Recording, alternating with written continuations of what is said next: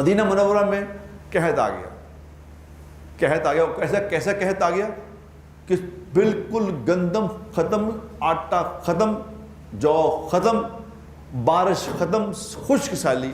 عمر بن خطاب رضی اللہ تعالی عنہ جیسا بادشاہ موجود تھا، جن کی دعائیں رد نہیں ہوتی، جن کے بولوں پہ قرآن اترتا ہے، جن کے بولوں پہ اللہ تائید کرتے ہیں کہ عمر ٹھیک کہہ رہا ہے۔ اتنا بڑا انسان، جتنا بڑا انسان اس زمین نے نہ کبھی دیکھا ہے، نہ آسمان نے کبھی دیکھا اور نہ کبھی کوئی دیکھے گا، اتنا بڑا انسان موجود ہے۔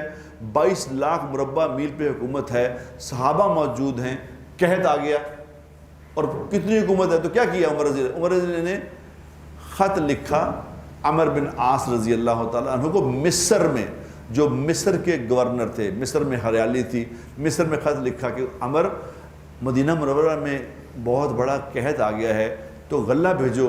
اس نے کہا امیر المومنین آپ فکر نہ کریں، یہاں اتنا غلہ ہے۔ اس وقت کے جو کنٹینر تھے نا، جیسے آج کل تو کنٹینر میں مال آتا ہے نا، اس وقت کے کنٹینر اونٹ تھے۔ انہوں نے کہا کہ امیر المومنین میں اتنا غلہ بھیجوں گا کہ پہلا اونٹ مدینہ منورہ میں ہوگا اور آخری اونٹ مصر میں ہوگا۔ اتنی لمبی قطار ہوگی جو کوئی تقریباً 1200-1300 کلومیٹر بنتی ہے۔ 1200-1300 کلومیٹر کی قطار مدینہ منورہ آ گئی اونٹوں کی غلے سے۔ غلہ ہی غلہ ہو گیا، غلہ ہی غلہ ہو گیا، لیکن کچھ دن گزرے وہ غلہ بھی ختم ہو گیا، وہ غلہ بھی ختم ہو گیا۔ جب ختم ہو گیا پھر پریشانی شروع ہو گئی۔ تو ایک صحابی کو، ان کا نام نہیں لکھا کتابوں میں، ان صحابی کو رات کو حضور اکرم صلی اللہ علیہ وسلم کی زیارت ہوئی۔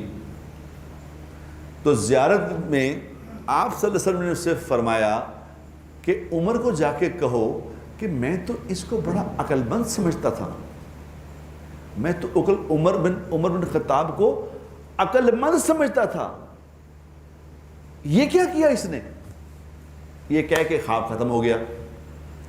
اب عمر بن خطاب رضی اللہ تعالیٰ عنہ کی عادت شریفہ تھی، جب صبح فجر کی نماز پڑھا لیتے تھے تو پھر منہ پبلک کی طرف کر کے بیٹھ جایا کرتے تھے۔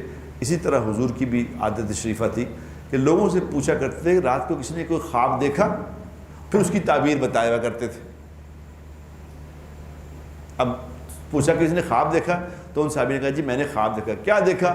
کہ جی یہ دیکھا کہ حضور نے فرمایا ہے کہ عمر کو کہو میں تو تمہیں عقل مند آدمی سمجھتا تھا۔ یہ کہہ کہ خواب ختم ہو گیا۔ عمر رضی اللہ تعالی عنہ عمر تھے، کوئی آج کل کے خلیفہ تھوڑی تھے، وہ عمر تھے۔